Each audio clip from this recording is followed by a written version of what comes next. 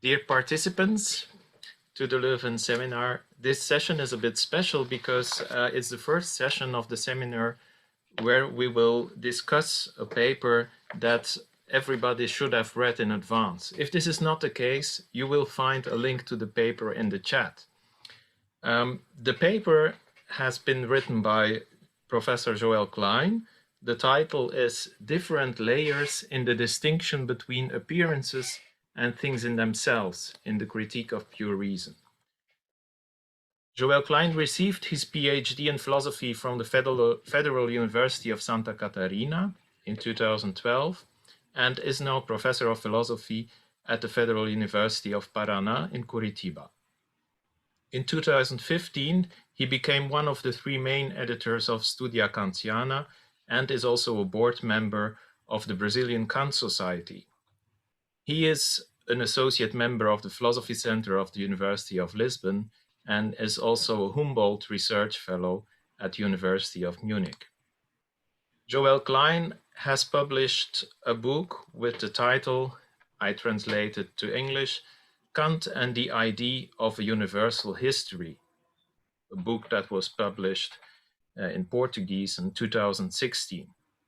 He has also published more than 30 articles in international journals, of which I mention particularly the Die Weltgeschichte im Kontext der Kritik der Urteilskraft, published in Kant-Studien.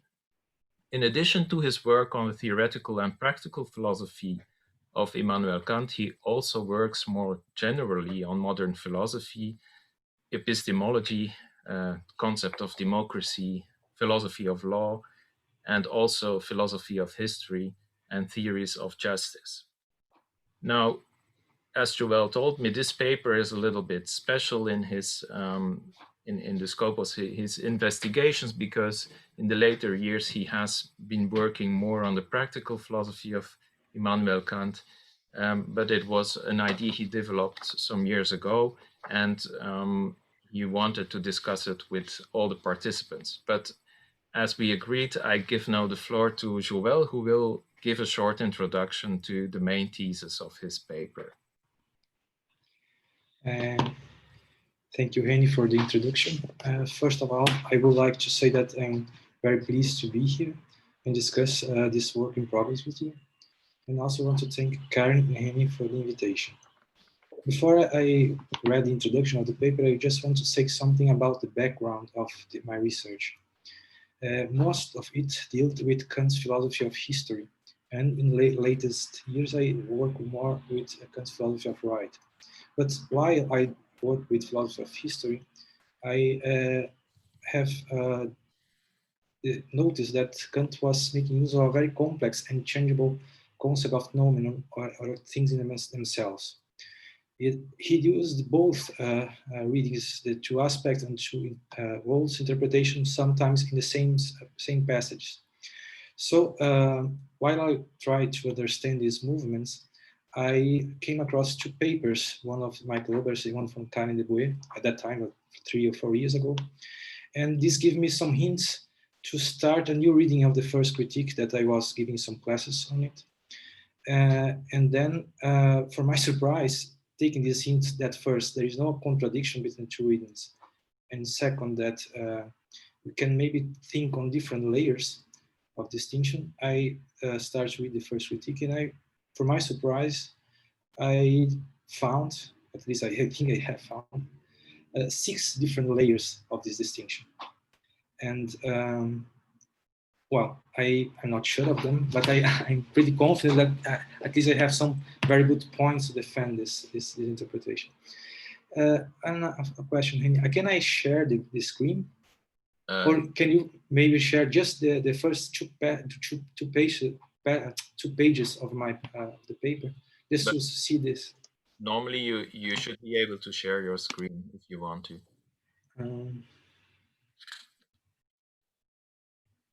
I have to check it where I do this. Ah, now I found it.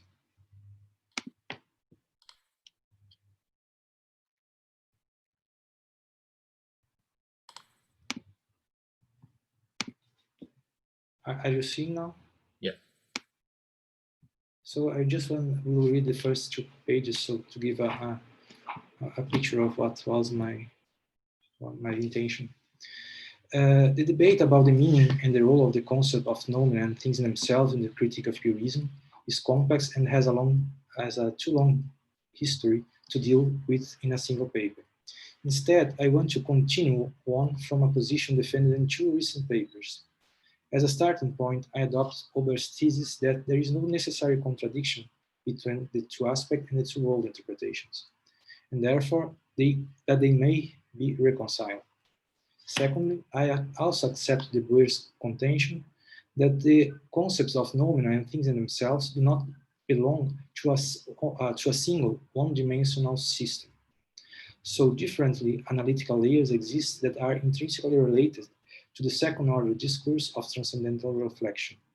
Each layer has its own context and deals with specific philosophical problems and addresses different philosophies. What both Obers and De Boer fail to offer is a systematic explanation of the various meanings of things in themselves throughout the critique of purism. De Boer bases her interpretation on Kant's debate with Locke, but most with Leibniz. I do not disagree with her main points, but I think that her analysis lacks a systemic guiding thread throughout the different layers while treating reason as a system. Without such reconstruction, some important meanings and even layers of analysis remain hidden. In Critique of Purism, the critique of purism is divided and structured according to the analysis of different representations and their respective higher faculties of knowledge.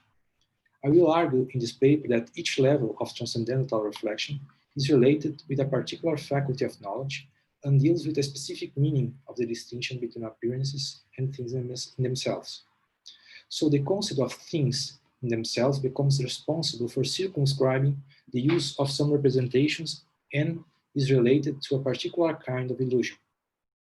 I will show that in the first critique and in the prolegomena, 6 different layers and meanings of things in themselves exist. Each constitutes a specific context of analysis and can be presented as follows. So first, there is a division between the philosophical, pre-philosophical, empirical, and a philosophical level. The empirical can also be again be divided between a layer of common sense and a scientific point of view. The philosophical level can be divided in theoretical and practical, and the theoretical again in 3 layers, each of them that deals with a specific faculty or a relation between faculties of knowledge. The 6th layer is concerning the practical use of reason in this concept. Well, this figure is enriched in the chart below, which indicates the limitative function, a specific meaning, and the particular illusion related to each layer. First, it was just a guess. Then I started to pay more attention throughout the critique that actually there is not just one notion of illusion and not just one notion of transcendental illusion.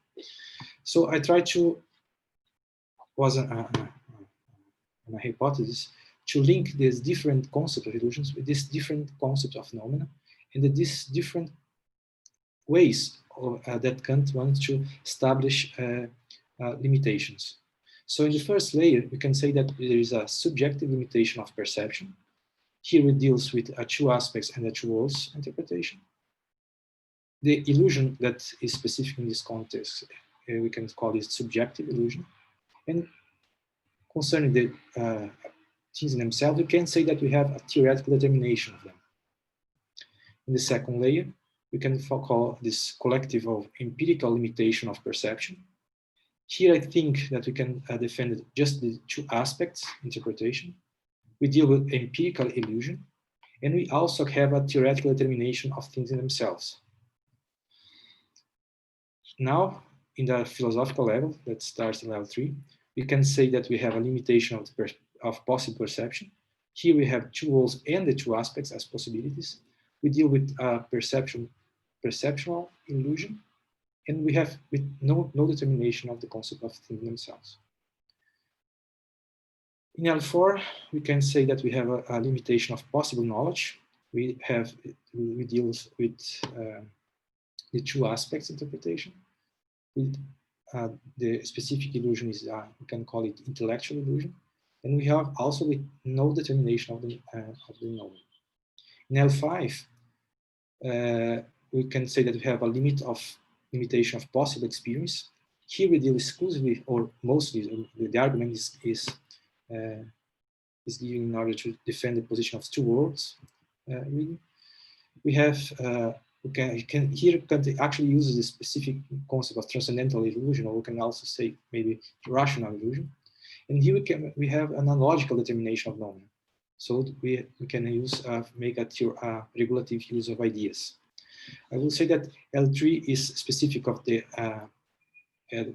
transcendental aesthetics, L4 exclusively or mostly in the transcendental analytics. In L5 starts between the transcendental analytics and goes to dialectics, but is mostly found in the transcendental dialectics. And L6 starts in dialectics, but finds his place in the canon of Purism, where Kant developed his practical philosophy. And there we uses both two worlds and two aspects, and there we have a practical determination of the concept of knowing. Before going on to look at the 6 layers and the textual support, I want to comment on the distinction between the pre-philosophical and the philosophical context. The first critique deals almost exclusively with the philosophical meaning of things in themselves. However, while Kant exemplifies them, he also mentioned something about what should be excluded at each level. Therefore, he ends up giving important indications of what happens at the empirical layers, as well as some clues as to what might happen at the transcendental levels. So the first 2 parts of my paper is dedicated to also to deal with these empirical distinctions, because I think that this confusion also has grounded some, I think, some interpretation that I don't find very convincing. Well, this is just a brief presentation, and I started to give you again. Okay, thank you, Joel. Perhaps for questions, I think it must be possible to ask questions by raising the hand. So this is in the participants section. You have the option to raise your hand, and I see we have a first question by Wailam Fu. Okay, thank you, Henny. And many thanks to Professor Klein for such an interesting paper. I was really excited to read, your comments on the works by my supervisor. and I do expect heated discussion among the two of you today. Yeah. Just joking. So I have 2 questions. I have 2 questions regarding your paper. So the first question concerns level 5 in the section on the transcendental dialectics.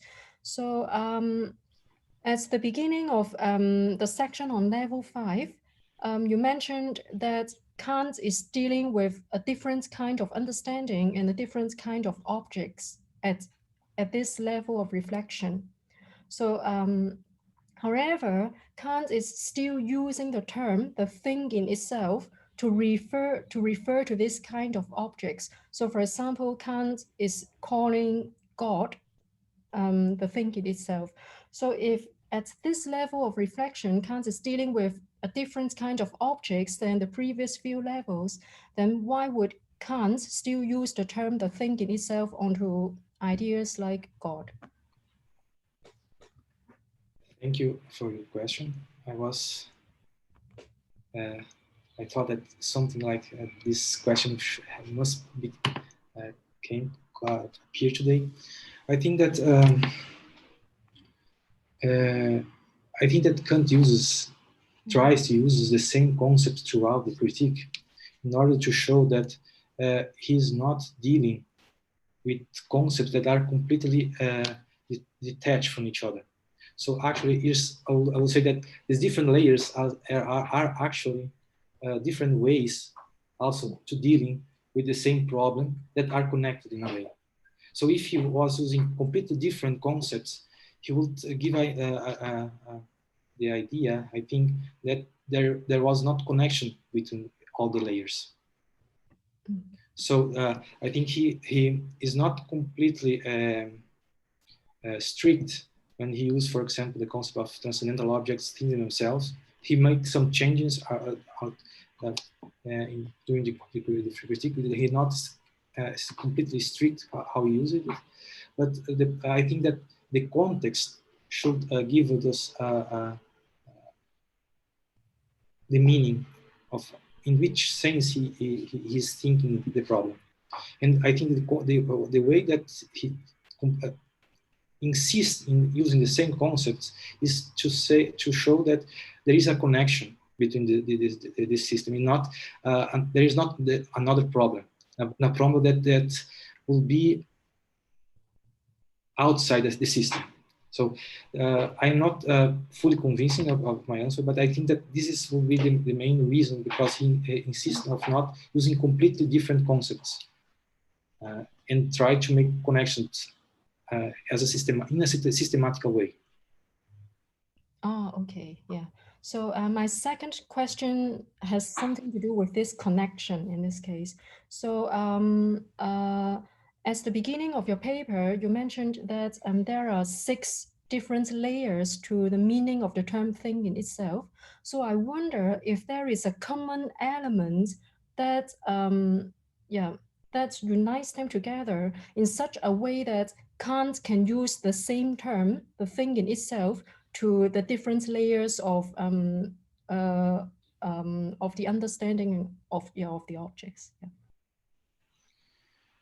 Yeah. I think, for example, one of the extremely relevant points is that we must be able to use the thought to the categories to think the object, even when we are dealing, for example, with the two-world perspective. Mm-hmm. Otherwise, we could not make an analogical use of the ideas, give some content to the ideas, and then use them to create scientific theories or actually think the world from a practical point of view. So the strict aspect that he develops in layer 4, that we can use in an improper way categories to at least think in a logical way the concept of, is central for the next levels. Otherwise, he could not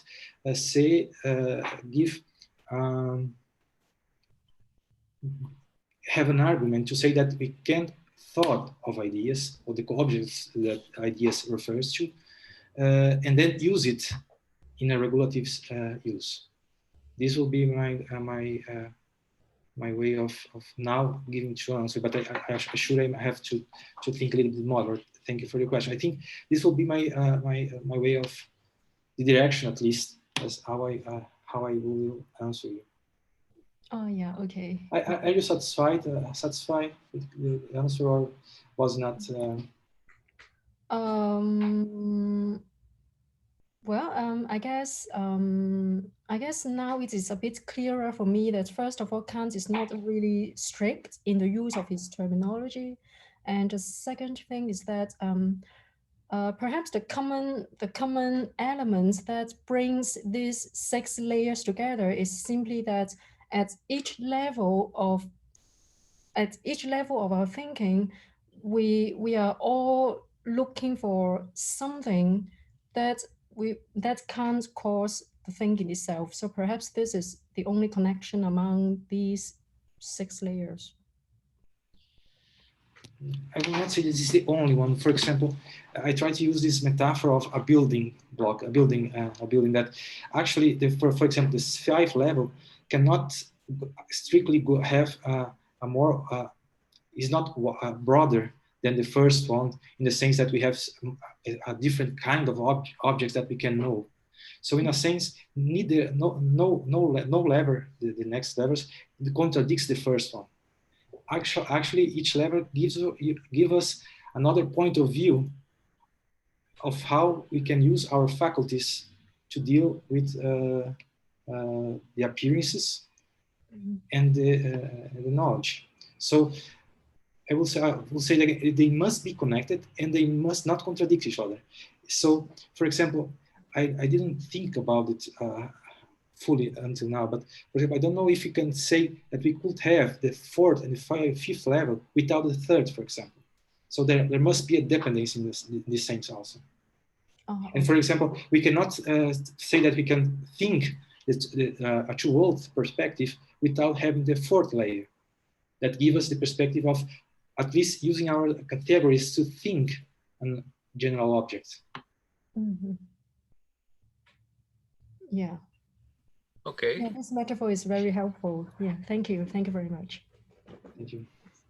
And the next question is by Pavel Rijk. Thank you. So yeah, just to echo that last question, I had the same question. What is a thing in itself? So a lot of the distinctions that you draw make sense of these different levels, but then I found myself wondering, well, what actually is a thing in itself? Because in some ways the answer seems to be, well, what do you need it to be? In what context do you need to use it in? So I guess it is the same question that Wailam had. Perhaps a second question on, well, another thing that I was thinking of, I guess, while reading it is Kant had a lot of objections from his contemporaries about the thing in itself, that it was, the gist of it was that it was incoherent, often in commonsensical ways, from Jacobi to Fichte and all these people. I guess what I was wondering is, on your account, what is the response to these worries? And why didn't Kant give that response? And does that response, or would that response solve the worries? Thank you for your questions. They're very good. The second, I don't know if I can answer, but the first at least I would say that what is the thing in itself? For Kant, is a concept, a limiting concept. So this limiting concept has different functions because this limits different aspects of the same field of objects. So things in themselves are not things, but are limiting concepts, but they are different limitations that must be drawn. There are different illusions that sometimes are helpful, sometimes not, but we have to detect them. And without the concept of phenomena and different in their different uses, we cannot detect these illusions and prevent the errors. So this is okay.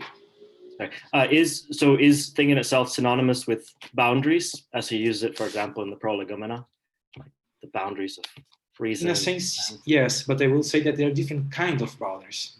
Because from a point of view, a boundary is something that for science have, and then they cannot go through, see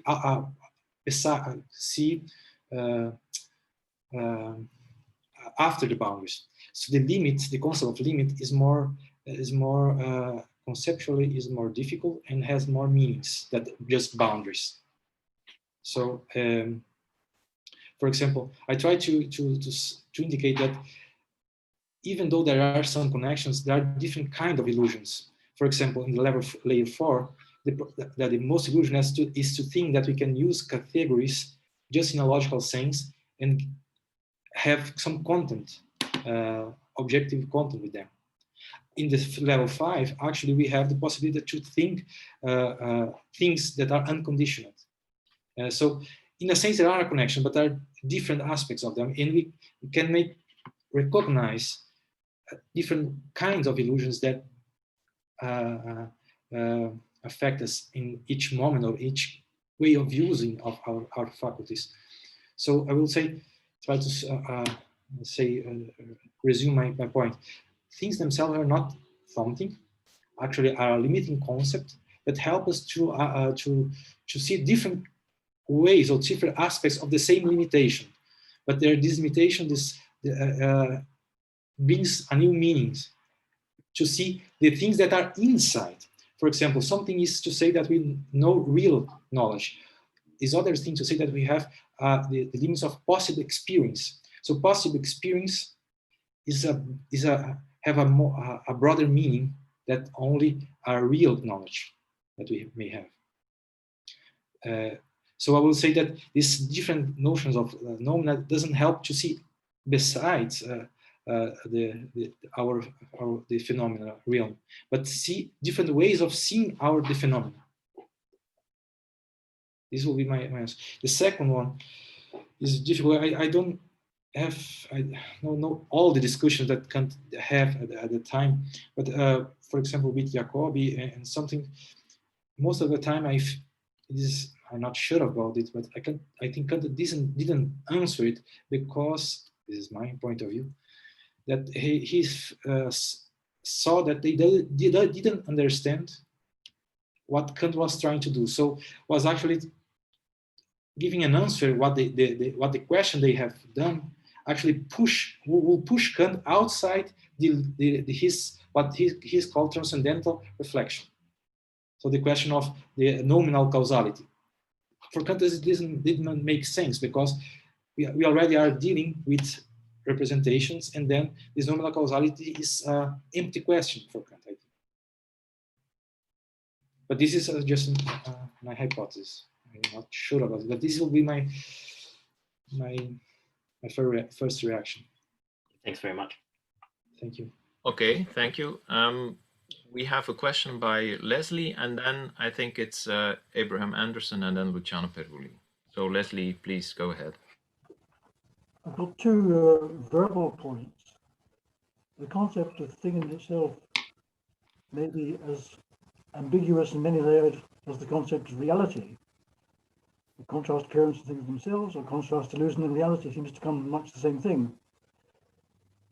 The other point is more specific. In your table of the different layers, in the third layer, you have the label perceptual illusion.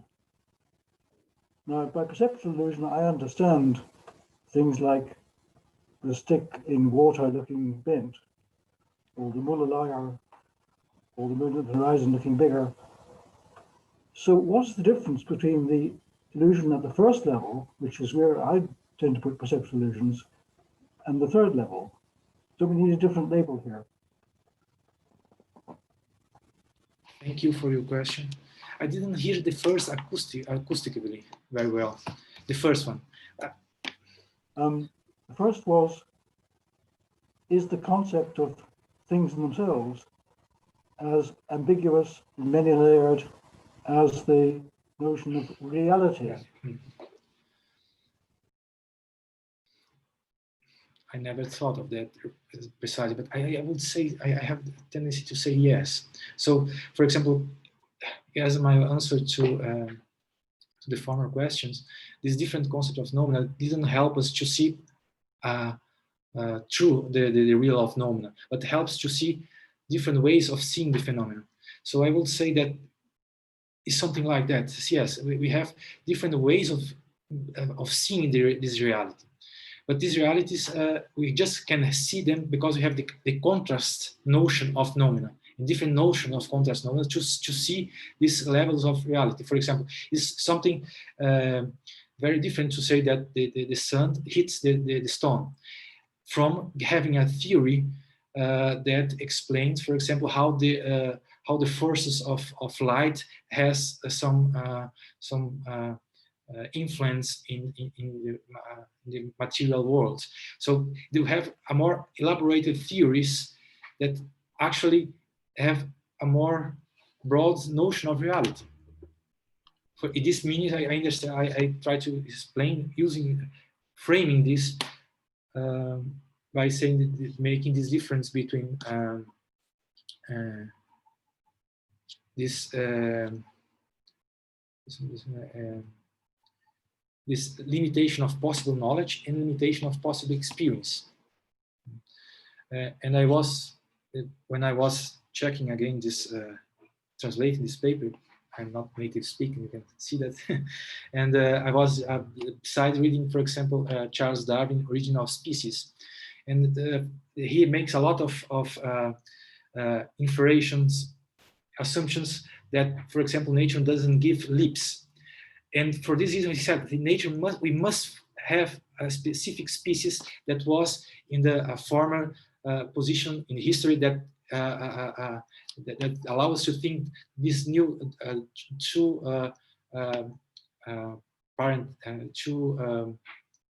species that are in the same genre. So we don't have the real experience of this species, but from the perspective of the scientific theory, we can make this empirical this concept of possibly this concept of possible experience limitation.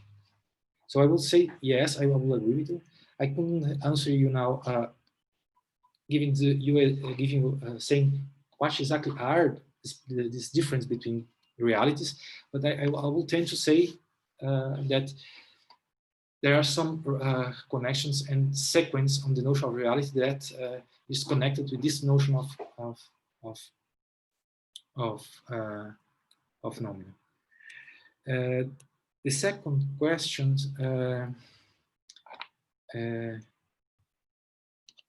could you please repeat it?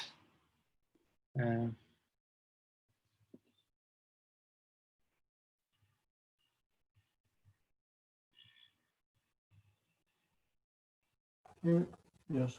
Second point was about the notion of perceptual illusion. Yes. The third level.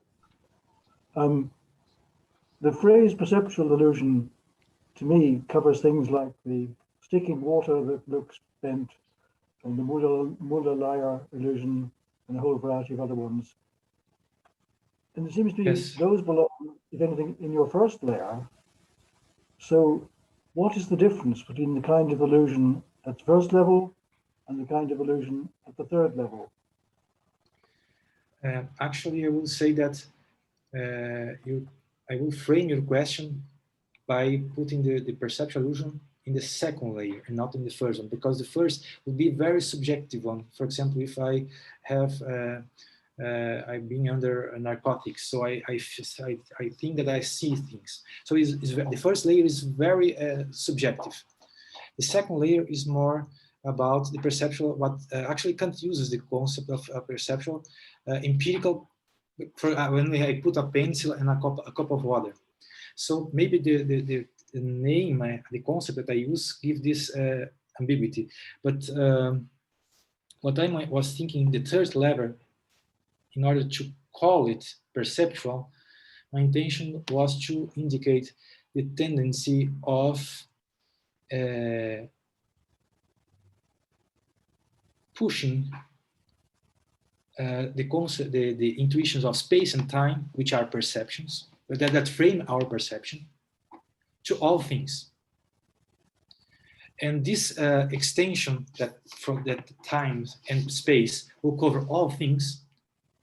In this means a transcendental. I will say, maybe now our thinking, I would say that the difference is that we can say that the second and the third layer are perceptual, but the first one is empirical perception, and the third is transcendental perception, because then the problem is to push the space and time as covering all things.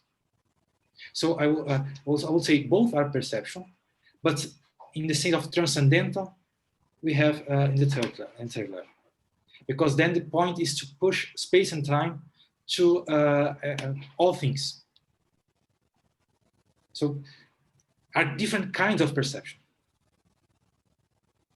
But I see the confusion, Joel, because you are using the term perception. Perhaps is it clearer if you would use the term intuition, that you say in the second case it's about empirical intuition, and the third case it's about transcendental, well, Kant doesn't use that a lot, but a priori intuition. So it's extending the forms of our intuition to things in themselves. Yeah, I think it will help, because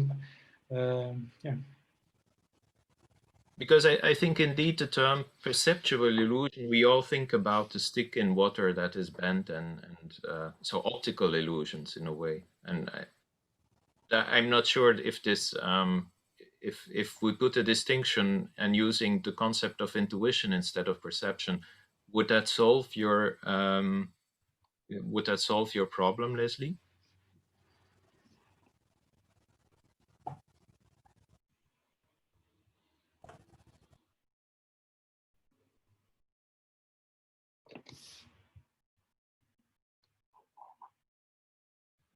We can't hear you. We can't hear you, Leslie.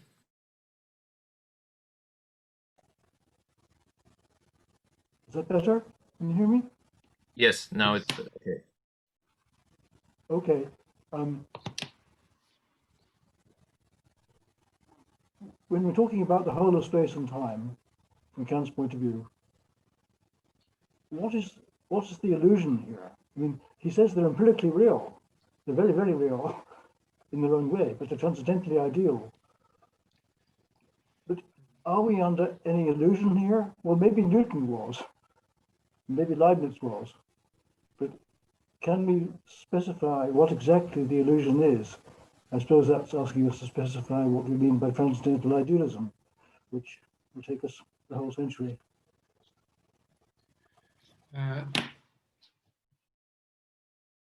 When I use transcendental here, I was exactly thinking that when from the layers 1 and 2 to the 3 on, we changed the perspective from empirical objects to the transcendental philosophy. So what I'm thinking was exactly, and I use this indication that this illusion is exactly what Kant attributes to Newton and Leibniz, exactly to say that space and time are or absolute entities or intrinsic qualities of the objects. So I was exactly thinking that Leibniz and Newton would be under this illusion. And from the point of view from science, I will say that it's also a tendency that we can call illusion, because then science will have the tendency to push to, for example, to materialism, to think that everything must be under the constrictions of space and time. So I have the tendency to say that in some places the illusion works in two ways. From side blocking from the point of view of science, when the science enters in questions of philosophy and mixed methodologies, and then science can also be under the spell of some illusion.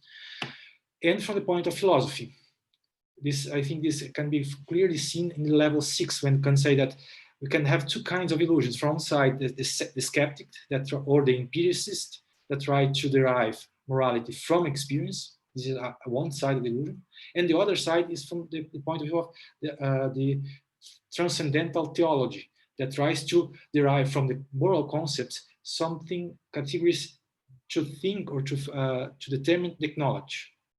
So I would say that there actually are two sense of illusions that may work also in level 3, because the concept of knowledge tried to block, I would say, the different methodologies in different contexts to being mixed with each other. Okay, thank you. Abraham Anderson. Hi, thank you. I found this paper very useful as an attempt to systematize, especially, you might say, Kant's more positive uses of the term thing in itself. I think as the last question revealed, and this is something you touch on too, maybe when you're talking about illusion, it's possible that other uses appear when we talk about confusing appearances with things in themselves, because then we have to give an account of what people are thinking, what the transcendental realists are thinking, and that might require maybe adding some epicycles. But what I really wanted to ask about is some stuff you say on page 13. You say that when Kant writes about the object in itself as the cause of appearance, he is not thinking of any noumenal causality. This is only an improper use of the concept of causality, which is inevitable in the second order discourse of transcendental reflection, a similar point to the case where Kant writes that the transcendental apperception exists. And I just wondered if you would say a little bit more about how you're understanding this improper use. Is it a mistake, or is it just when you say improper, do you just mean it's a non-standard use or a variation? What are you thinking exactly? This is thank you for your question, very difficult one. By improper, I mean that is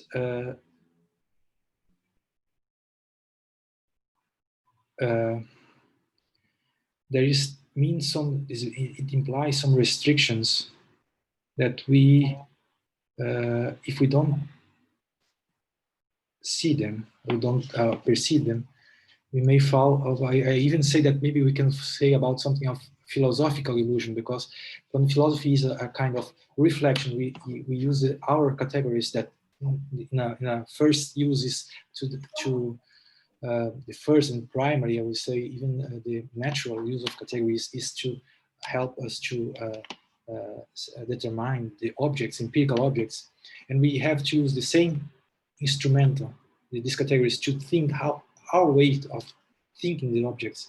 We push them to a second order discourse where I don't think that we can use this. We cannot use them in the same way.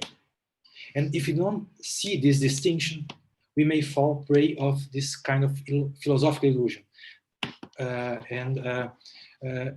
For example, when Kant is speaking about that we must be affected, of course, the notion of affection, causality, immediately brings with it the idea that there is something there that is causing this.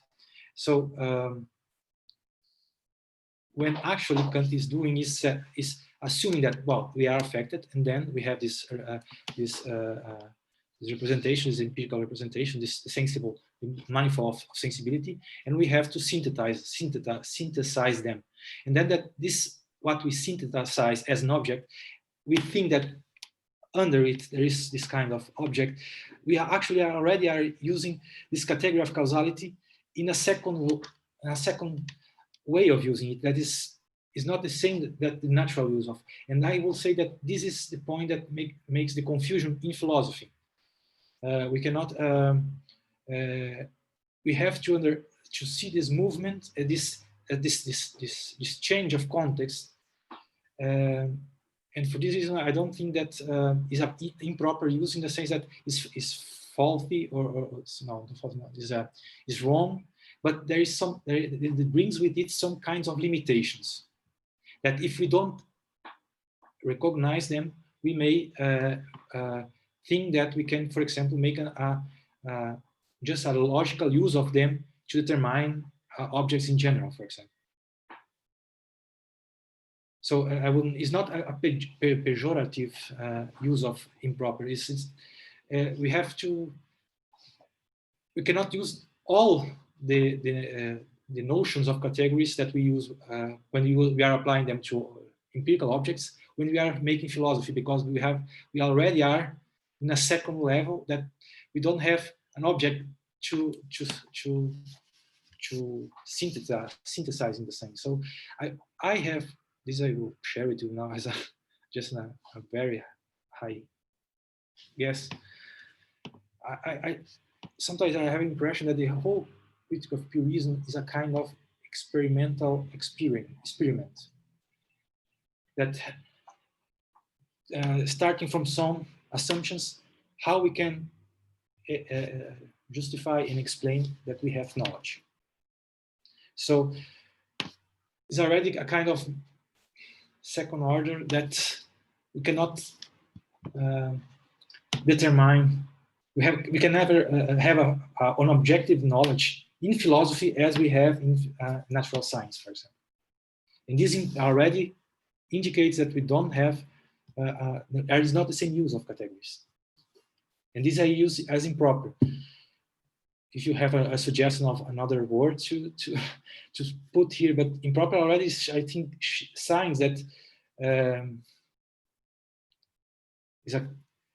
not all the aspects that the categories have when we are using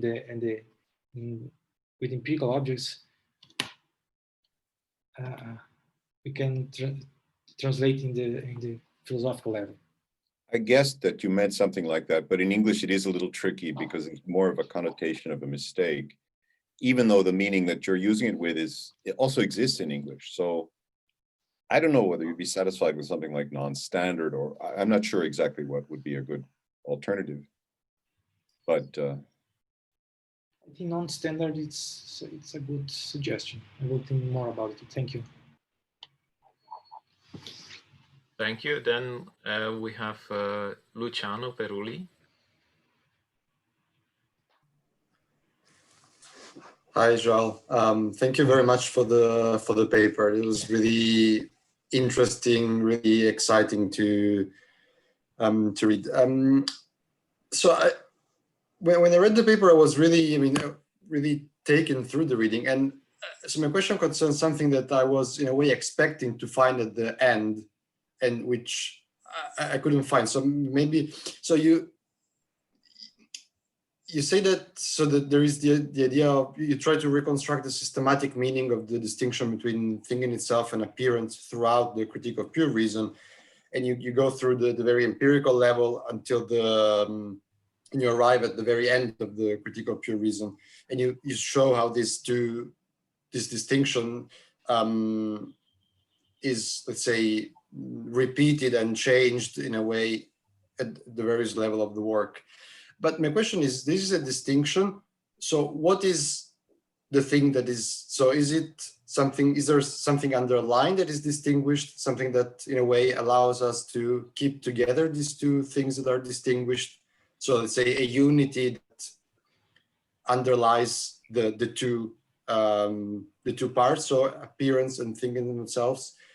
And my second question, the second question, which is related to this one, and it's, would you say that one way to characterize, I don't know if then it helps to pin down more, like in a clearer way, appearance and thinking in themselves, would be to reframe them also as subjective and objective, so that all these distinctions are different senses of objective and subjective.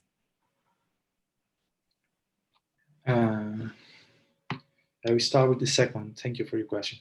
No, I will not say that there are distinction between subjective and objective. This will work for the first two levels, where we are dealing with the empirical level. In this, from the third level on, I will say that we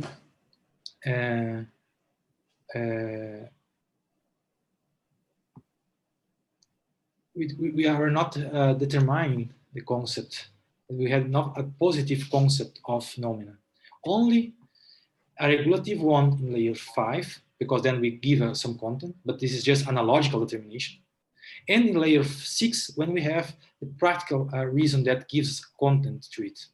So there we have already some kind of regulative objectivity in layer 5, and then practical objectivity in layer 6. The layer 3, layer 4 specifically, they are just limiting concepts. So they are establishing what phenomena are not. The first aspect is a difficult one. What is the unifying? In the sense, this was also Leonor's question. I will say that what unifies both contents is not an object, but is the transcendental reflection. So, in other words, is the way that we that philosophy investigates how our faculties work and how they produce some representations and how these representations are connected. So what unifies this concept is the transcendental reflection as and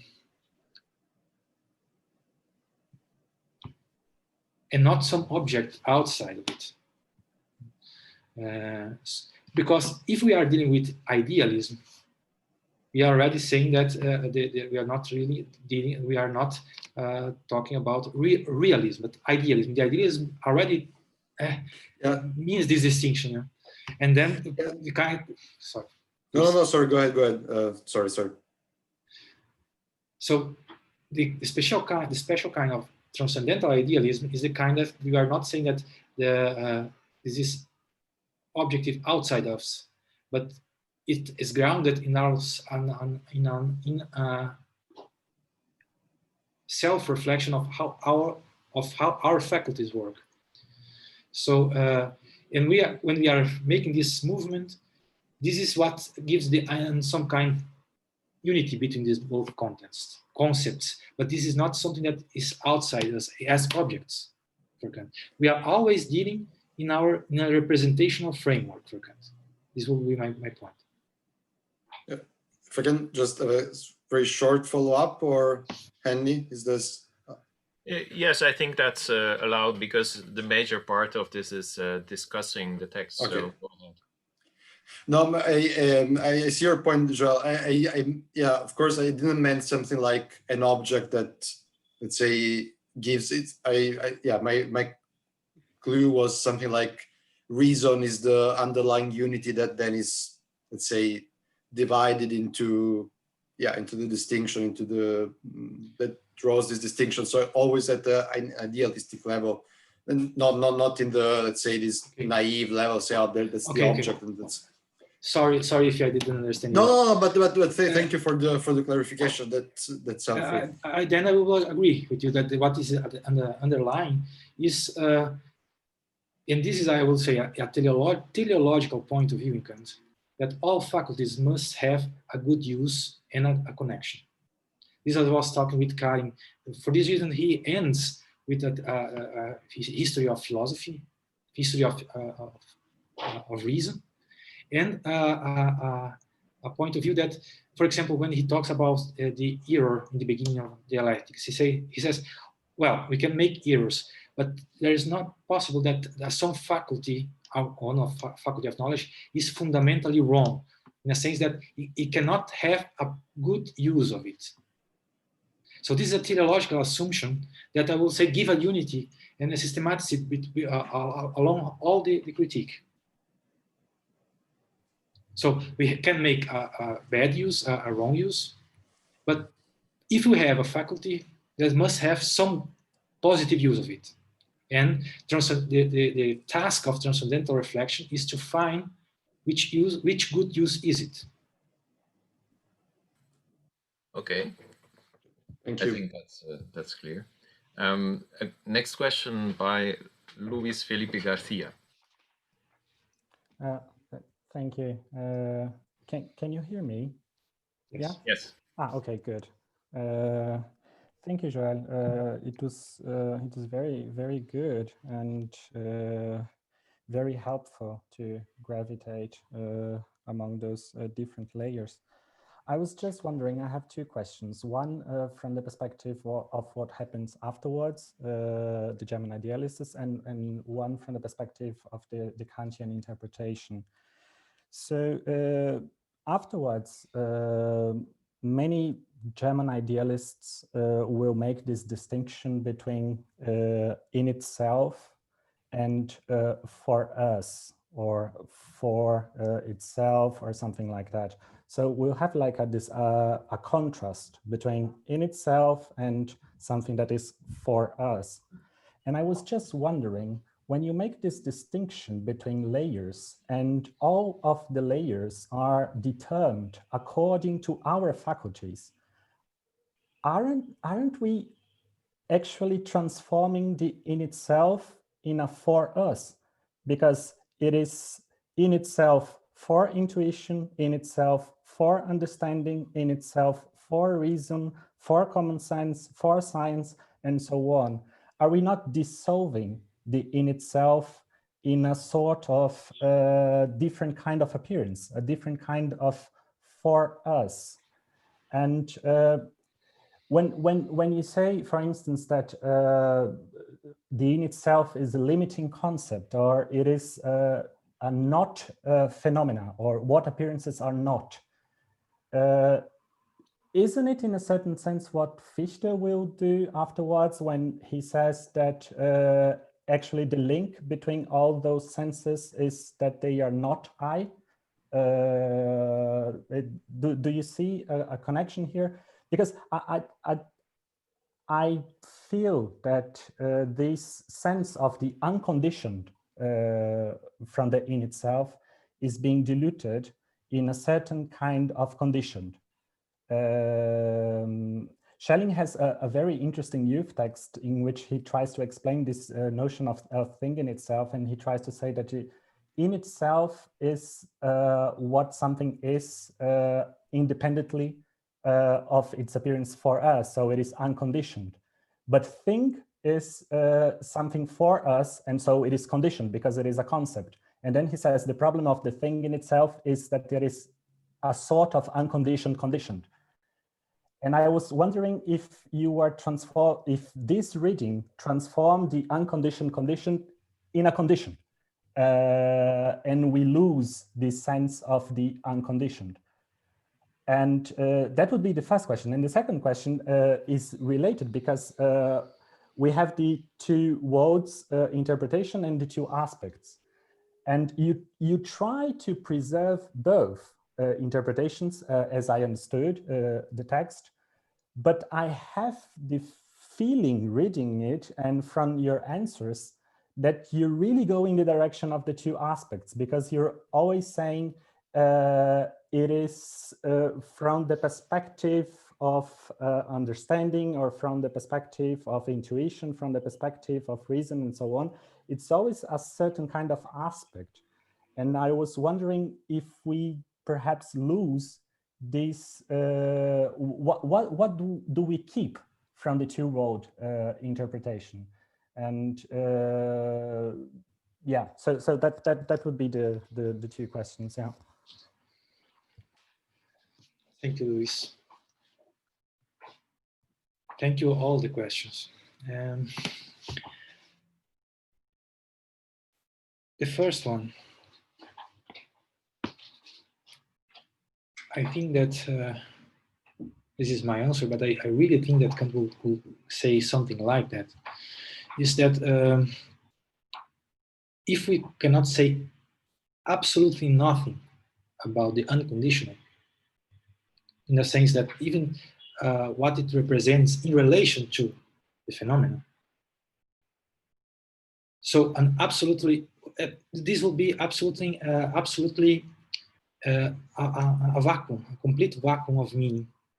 And then, in a sense, this unconditional, that is in itself, without any connection with our point of view, this will be a conceptual vacuum. We cannot say anything about it, even though it's it will not even have a function, a philosophical function.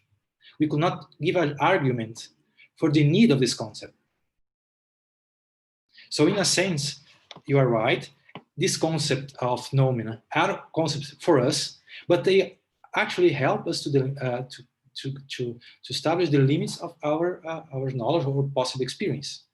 So we cannot say we cannot give an argument for a concept of thing in itself that was absolutely unrelated to anything of our faculties or from any point of view that we can reach. So in a sense, yes, but I don't think that with this answer we dissolve the distinction between phenomena and phenomena. I think this distinction is preserved. This will be my first point. The second one, if I will say that the two world and two aspects, if I will be not actually defending just the two aspect point of view, is also a good question. I will say that I don't think so. The problem, one of the problems that is reading, I didn't enter all of this, of the history of this debate, because sometimes this is my feeling, that you don't see actually what the difference between the both of the positions are. This is some point that I first I was thinking that it was just I that didn't understand the arguments, but when I reached this paper of Obers and Klein, I saw that actually there are more people that don't really make this difference, this absolute opposition between these two. This is the first point. And I will add to it the following. Why this is two worlds important? And why these two worlds must have a connection with the two aspects. It must have a connection. For this reason, I say that the level 4 must, in some sense, be grounded in level 3. Because the level 3 grants us the possibility to use our categories, even in a logical sense, to think, determine some content to the concept of intelligible world, mundus intelligibles. So there must be a connection.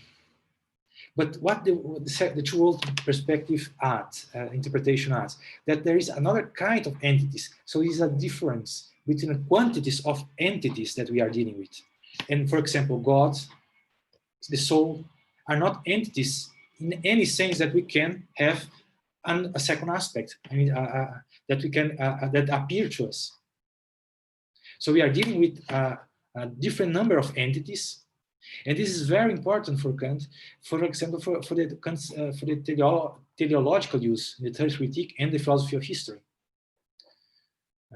When he thinks about religion, so it is a completely other kind of reality than is practical determined.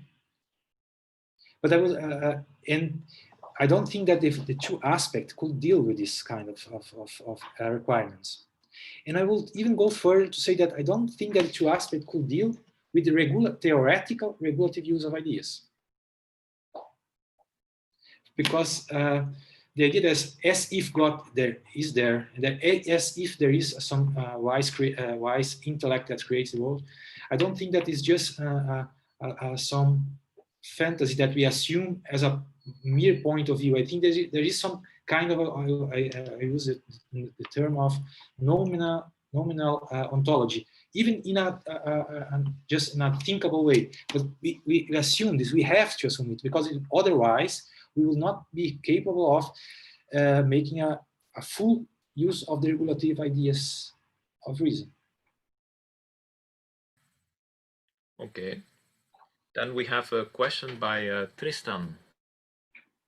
And for your convenience, I can also tell you that it's possible to ask a question. To unmute yourself, just press the space bar. Perhaps that's easier. Yes, can everyone hear me? Yes. Yes. Hello, good morning from New Zealand. Thank you very much for your paper, Yo. I really enjoyed it, and I really like this idea of a roadmap to help us guide us through the critique and identify the different levels that Kant might be working on. I've been recently looking at the dissertation in some detail, and I was just wondering whether you've looked at this in relation to this distinction, and whether there might not be some value in the dissertation especially, but also Kant's earlier metaphysics, as a way to sort of anchor this distinction. In the dissertation, he's still thinking at the level ultimately of a community of substances that are sustained by a common cause or principle, beings which derive from one being. So this is really clearly a case of the two worlds distinction, and perhaps this is still fundamentally working beneath the critique. Maybe Kant rescinds the idea that we can have cognition of this level of reality, but perhaps it's still working there and somehow anchoring this distinction in an ultimate way. I was just wondering if you had any comments about that. And yes. Thank you.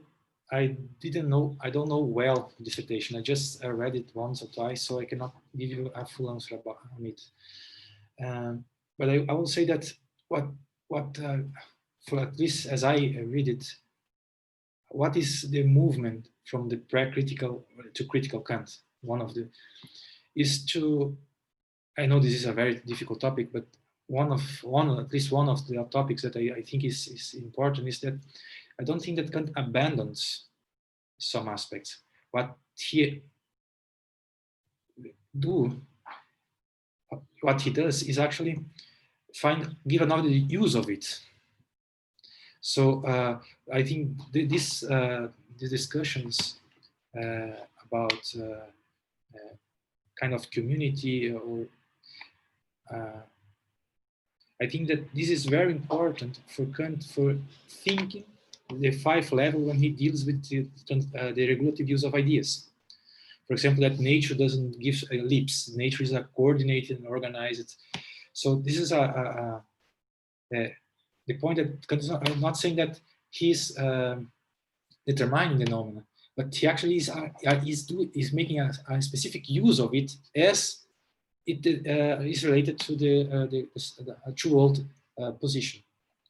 So I cannot answer you well fully, but I will say I tend to agree with you, and I think that the point is that the important is the distinction or the move from knowing things or knowing some concepts to way of using them for our knowledge. Yes, Or thank to you very build much. our theories. Thank you. Thank you, Joel and Tristan. Next question is by Tinka Prunia. Hello, do you hear me? Yes.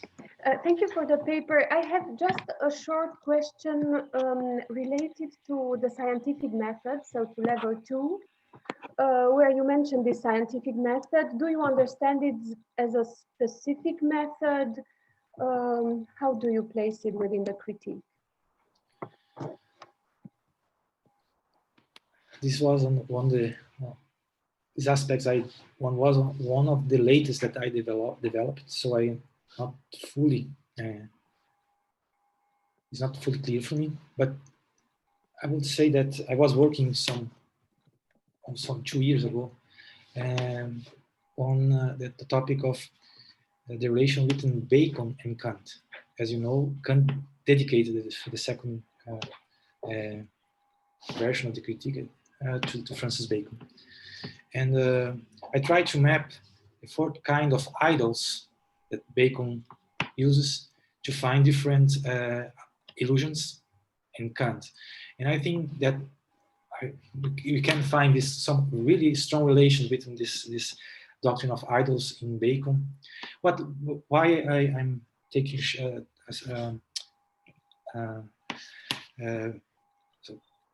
saying about talking about this point, because I think that Kant is open to a different kind of scientific methods, but these methods they can evolve, but in some sense they must take care of not falling prey of our human ways of making easy generalizations.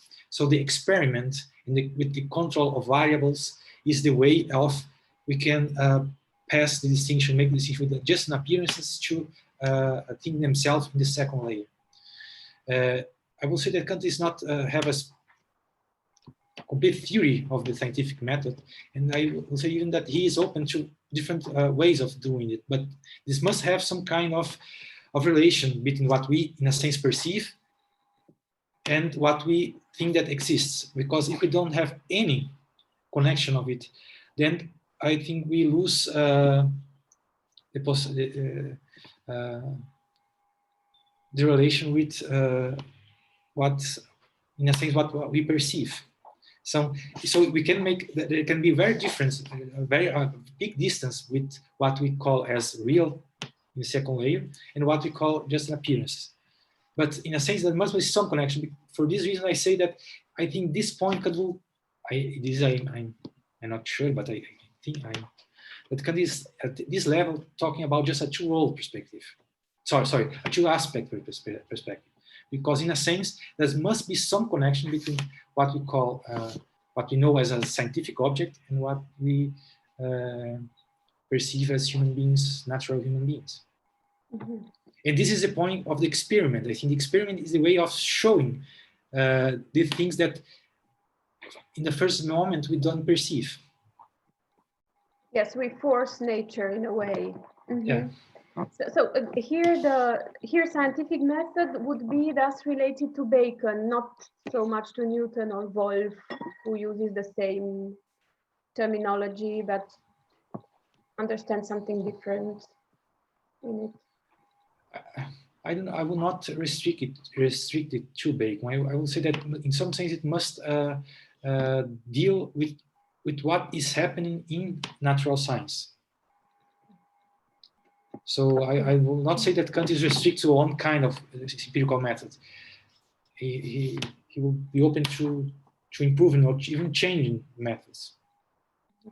Because even if we relate this with the regulative ideas of reason, the ideas help us to build new theories, and new theories, in a sense, also build new methods of making experiments.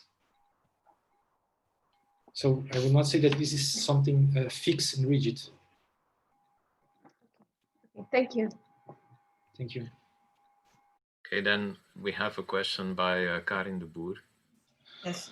Okay, thanks. Yes, so Joël, as I mentioned before, I really enjoyed reading your paper. I think it's very interesting. And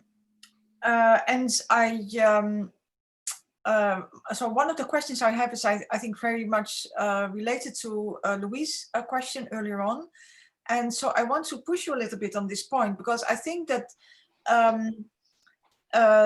what I find precisely attractive is the idea that the in itself is always an in itself seen from a particular perspective.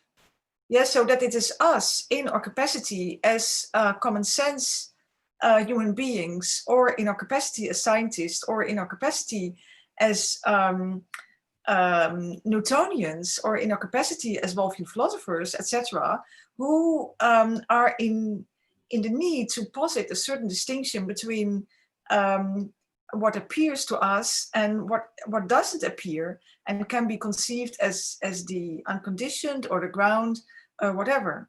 So I think it's really interesting to give up a kind of absolute sense of the in itself. Yes, I was thinking when Louise was asking his question, there is no in itself to the in itself. Yes, there is no.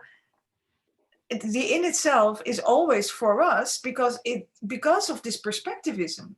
So I think that if you want to be consistent and carry through your perspectivist account of what's going on in the critique of pure reason, I think you should maybe give up on this on the idea that there is just kind of ultimate meaning to the in itself that is independent of the various perspectives.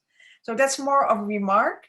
But then the question I wanted to ask is why you hold on to the difference between this two-aspect view and the two-world view, and especially why you hold on to the two-world view. So I know it has been already, the question has been raised before, but I would like to ask you, what do you mean by the two-world view? And does it make any sense? Yes, because the example you offer to support the two worldview is, I think, God. Yes, because so as you put it on page 15, in this case, yes, according to this two world interpretation, we are thinking of objects without any empirical counterpart, such as God. Yes, so I do not know if there are more instances of this, but why would the idea of God, taken as a thing in itself, that is to say, as something that can be thought, but cannot be related to sensible intuition, why would that represent a different world from the world that is ours? Yes, so I don't see any reason to defend a two worldview And I don't think that it works very well with the perspectivism that I think is the strong part of your paper. I think Louise agrees with me.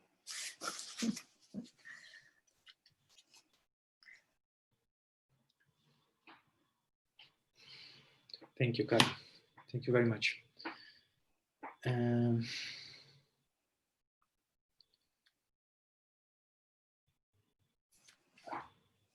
Regarding the first question, that the perspective account could not be well equated with one final, one unique account of one notion of things themselves.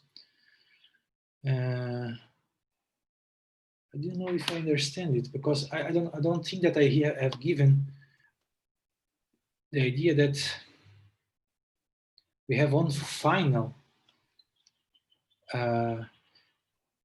notion of thinking itself, but maybe we can say that we have different notions that are not contradictory, and in a sense that are, I will even say, organically organized, in a sense that it can expand at maximum our way of having experience. For example, limiting our the field of possible experience. So I have to think more about it, but I didn't.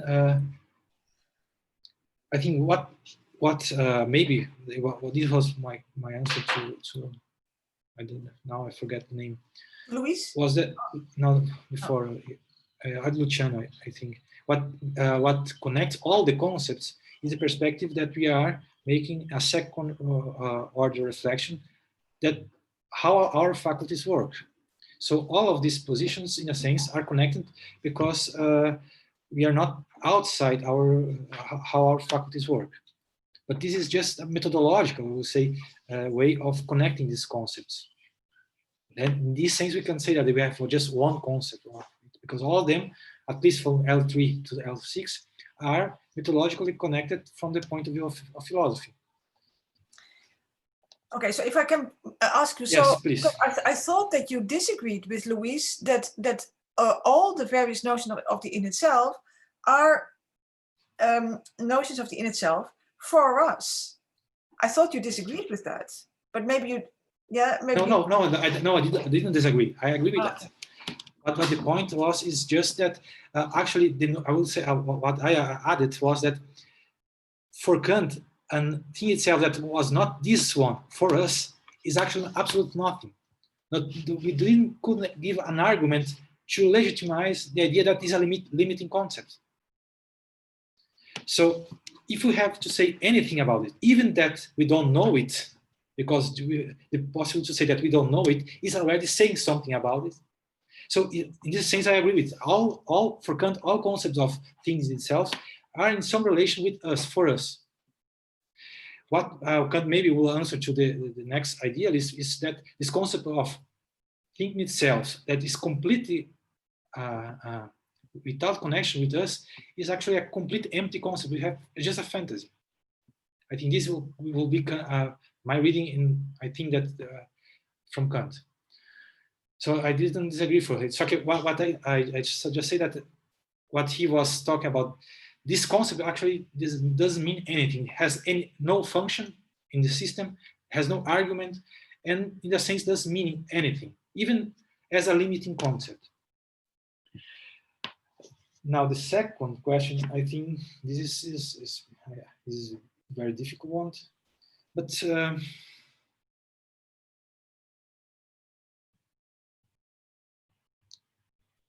what why I insist in using the two-row account? Why I think that is important for Kant? Well, one easy answer is that we have different entities that we cannot think that appears to us. So the two aspect interpretation, at least I think this is one of the main aspect, main point of this interpretation, is that everything that appears also can be thought from another point of view. So we can think the same object from other point of view. The point is that God, we don't have any of appearance of it, but we still make reference to it. And this is just one aspect of it. For example, when you go to philosophy of history, or even when we're dealing with teleology in the third critique, we have a lot of ideas that are operating as objects in a sense that are not appearance, that's not appear, do not appear to us.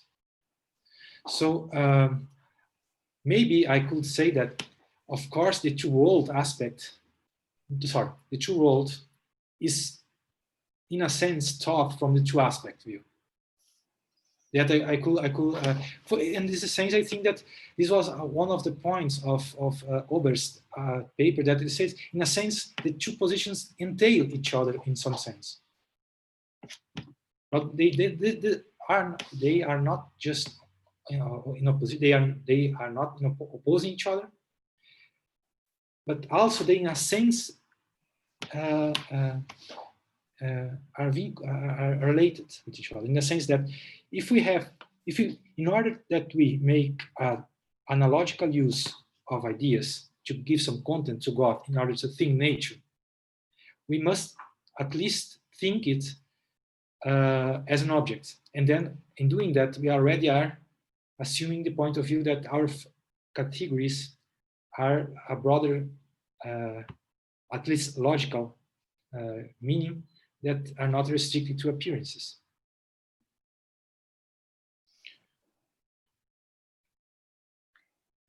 Can I briefly respond, Henny?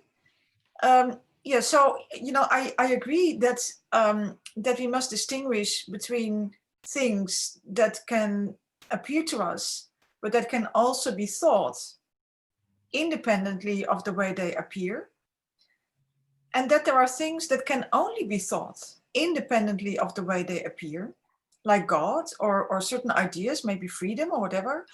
But I don't see why we should use the label two-world theory for this. Yes, because I think it's very misleading. It's not the case that according to Kant, we have a kind of, a Platonic world of ideas that is very different from our world. Yes, it's just that the human mind, by way of reason, produces certain ideas that can only be the object of thought, or the quasi-object of thought.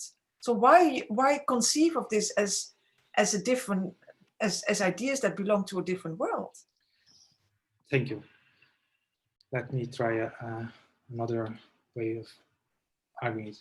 I think the point is that if we just think the two-aspect perspective to deal, for example, with the regulative use of ideas, we will say that, okay, ideas are just ideas, in the sense that are fictions that we needed.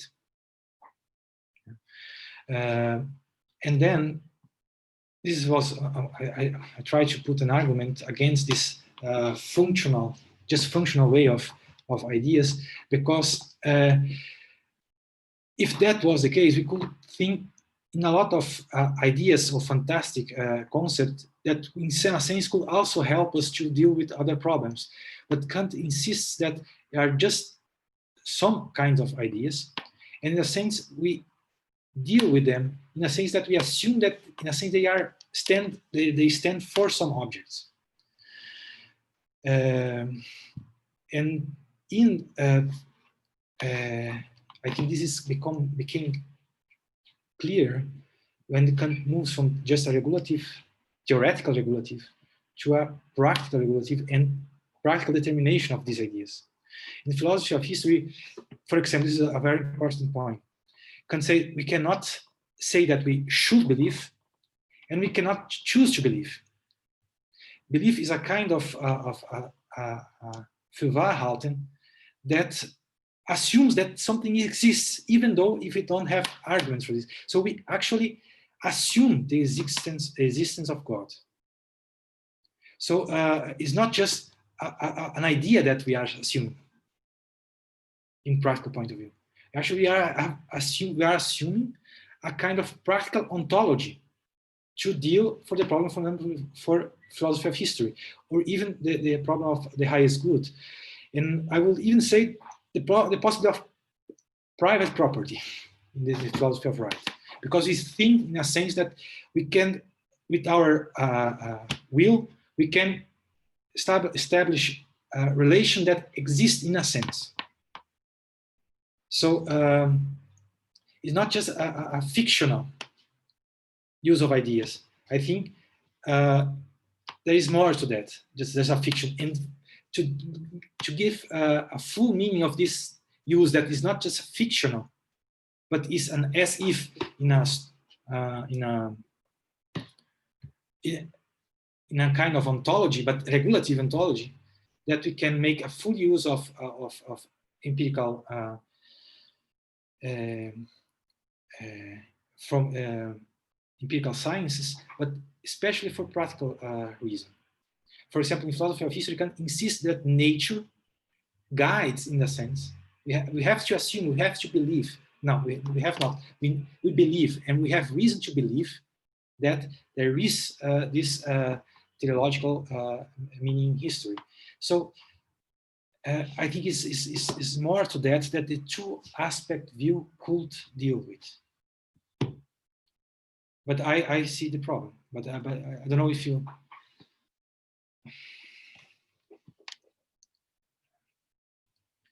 So I don't think the two-aspect view could give a full account of the regulative use of ideas and the practical use that Kant does in his philosophy, practical philosophy.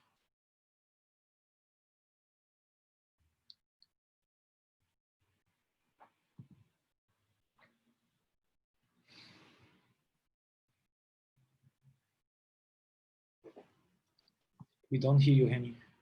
Okay, the space bar didn't work this time. So the next question is by Steve Howard.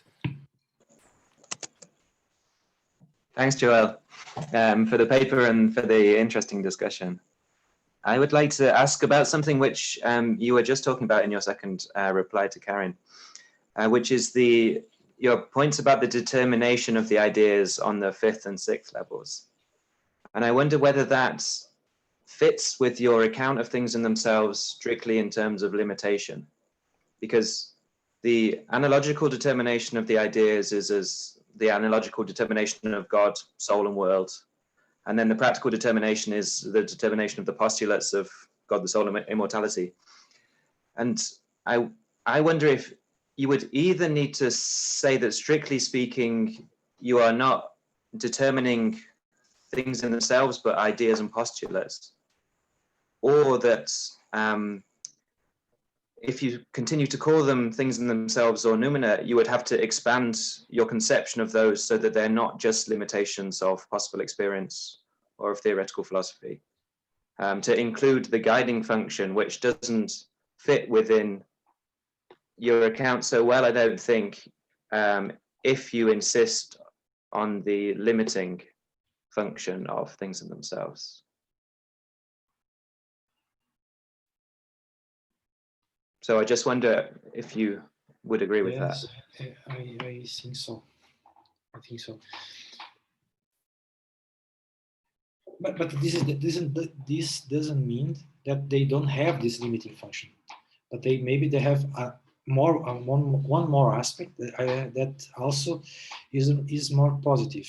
So I agree with you. But also we can also say that for example the 5th level, that when we are talking about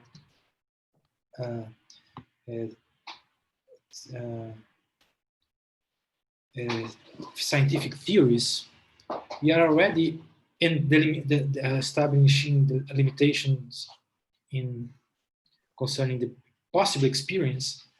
It's already a kind of limitation that is not so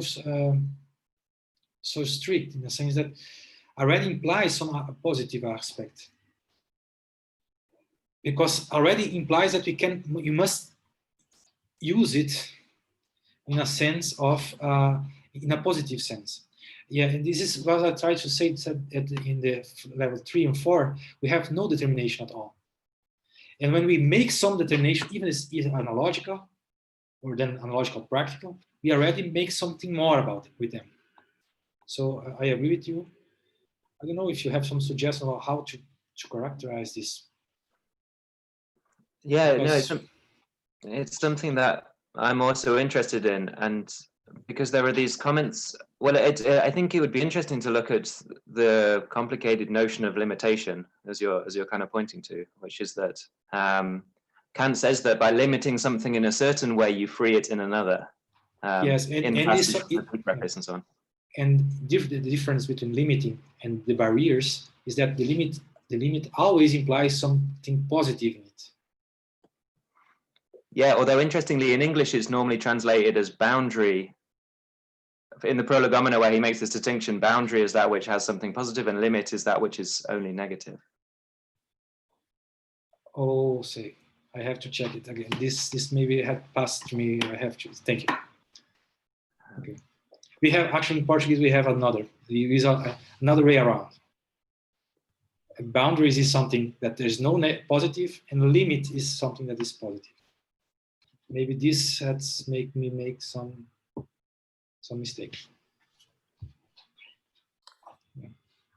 Okay, any other questions? Well, in the meanwhile, I can announce you that the program for the next term is already online, and we have a lot of sessions that will start already in January, and it will extend till June. So if you are interested to go to the internet site of the Leuven Seminar, and you will find the program. If in the meanwhile, while I was saying this, no one has come up with another question, I might myself perhaps have a follow-up on perhaps on Karin's question about the difference between two worlds and two aspects. So Karin pointed to your notion, to the notion of God, and to page 15. But earlier on in your paper, it's on page 9, you already introduce, in fact, well, you let's say Kant himself, in a way you make Kant present both the two aspect view and the two worlds view as you see it, so I think if you limit the interpretation of two worlds to what Kant is saying there in the quote, the first quote on page 9, I don't see any problem with two worlds view, because then it doesn't mean that Kant has to adopt theoretically the existence of such a second world. It's just that he has to make place for the possibility that some things exist of which we do not have any appearance, and these things would inhabit, let's say, a section of it's not our world in the sense that it's not part of the world as it appears to us. So if it's a whole different world, that's, I think, a very speculative question, and Kant doesn't seem to answer that question. I mean, it's not a second possible world in the sense we are talking about this in the interpretation of quantum mechanics. It's just that there could be things that do not appear to us because they can't appear in spatiotemporal form. And so there might be much more things than the transcendental ideas in this sense. So the transcendental ideas would just be a subset of things that, well, in a way, our human reason comes up with these concepts through the way in which it works. That's how theoretical philosophy sees it. But if you're talking about existence, I think this is tricky as long as you stay in the theoretical realm.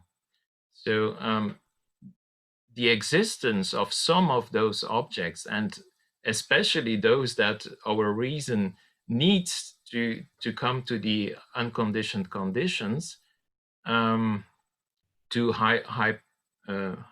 that's a difficult word in English, hypostatize? No. to make them into things, into really existing things, is something we only have arguments for on the practical level. But these arguments, as theoretical philosophers, I would say, and I think Kant would say, well, we don't have any means to establish the truth of that. It's a practical necessity, but that doesn't mean it's theoretically necessary. Would you agree with that? Because I had the impression when you were replying to Karin's question that you made the existence claim perhaps too strong, and that you were extending it to the theoretical realm.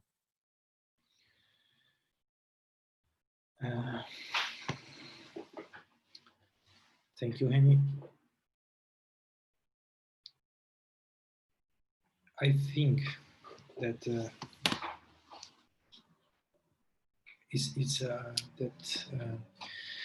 of course, in practical philosophy, that we have this more robust, strong use of this. And actually, I think Kant developed his theory more clearly in the second critique, when he says in the dialectics of the practical reason that because theoretical reason is subordinated to practical reason, theoretical reason has to concede his categories to practical philosophy. So he uses this word, he concedes. The theoretical reason has to concede the categories of existence to these objects, because theoretical philosophy is subordinated to practical philosophy. So this, I think, is very a strong argument for saying that actually there is at least an objective use of other world theory, even though it's just for practical use. But it's practical use, but the meaning is theoretical, because existence cannot just be theoretical. The use is practical. So this is, I want to stress this. But your question was another one, and is more difficult, and I don't know if I can answer it fully. But I think that in the third critique, when Kant deals with the teleological judgment, especially the problem of organisms, and the possible combination of mechanical causality with teleological causality. And it's interesting because it's there that he also discussed the topic of an intellectual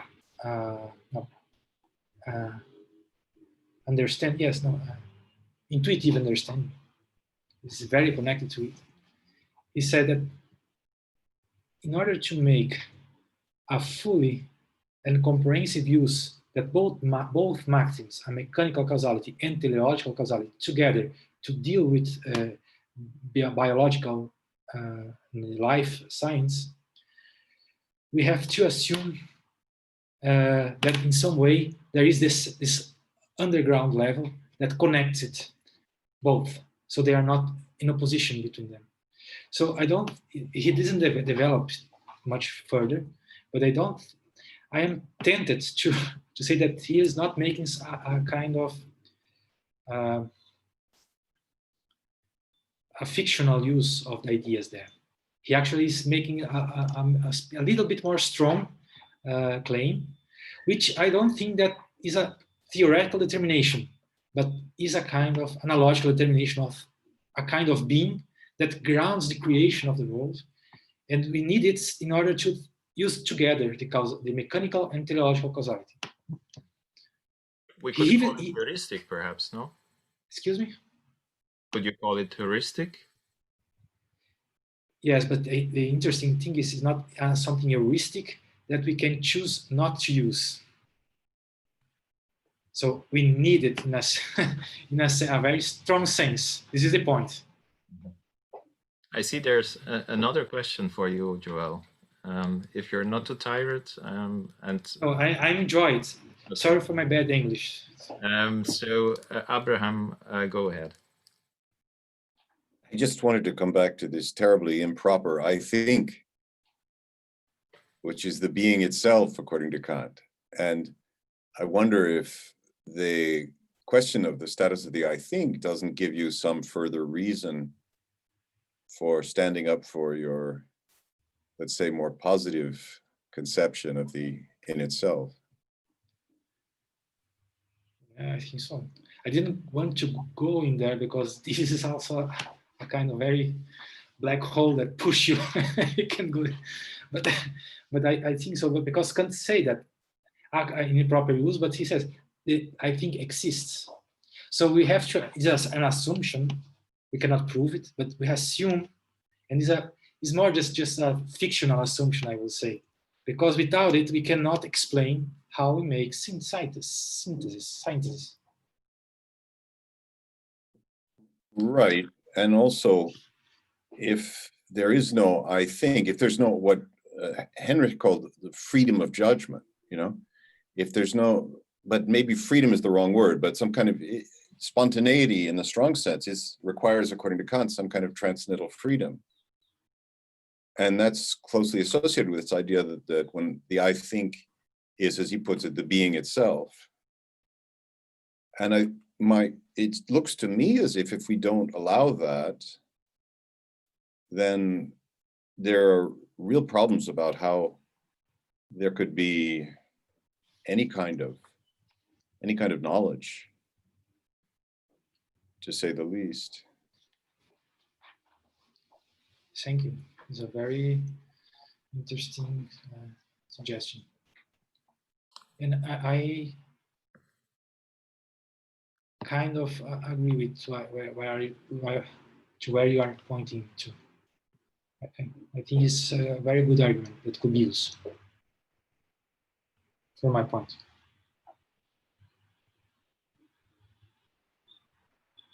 So we end with the spontaneity interpreted as an act of freedom, theoretical spontaneity. Is there any free will that wants to ask another question?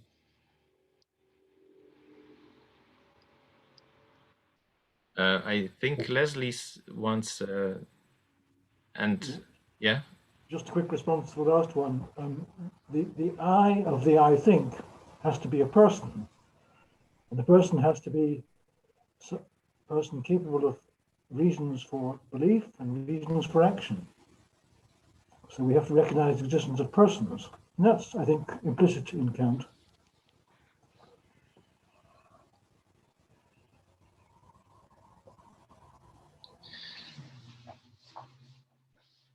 Perhaps could you elaborate a little bit, Leslie? So what does it imply that the I think needs to, that it necessarily refers to a person? What else could the I be? It has to, if it's capable of thought, that implies judgment, which implies reasons for judgment, and presumably also action, reasons for action. It's late in the day to open up a whole new discussion, but that was my reaction to the I think. I cannot following that. I have to think more about it, but I thank you.